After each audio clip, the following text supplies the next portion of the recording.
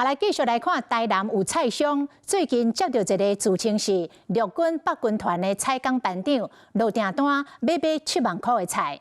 這個菜商要求對方提供部隊的電話，對方竟然無願意。菜商感覺怪怪，就把這個消息分享出去，結果發現至少有4個菜商接到同款的訂單，有的菜商甚至先幫忙付錢，結果被騙30多萬。陸軍北軍團講，對方用部隊的名義損害單位的名聲，將依法提出着告訴。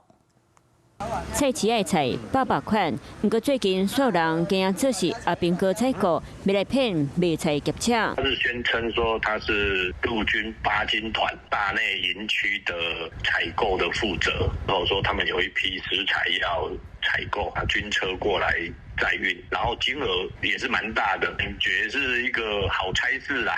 那是用這樣的誘因。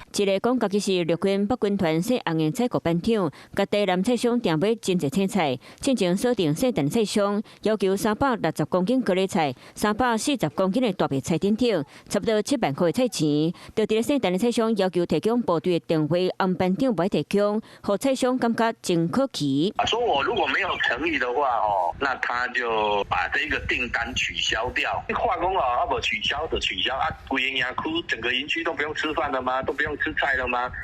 你跟我跑流程跑了2天，我就分享給其他的業者，他也接到同樣這一個人的訂單，你也接到訂單，那200%就是詐騙了啦。消息傳開了後，上少有4間菜商攏有反映接到紅班長的訂單，有菜商已經準備出貨，交貨甲拄着詐騙了7萬塊。個人講，叫要求先到厝叫騙30多萬。驚是一定會驚啊！一手交錢一手交貨啊。不論是的，你要先付款，不謝才有讓你拿走啊。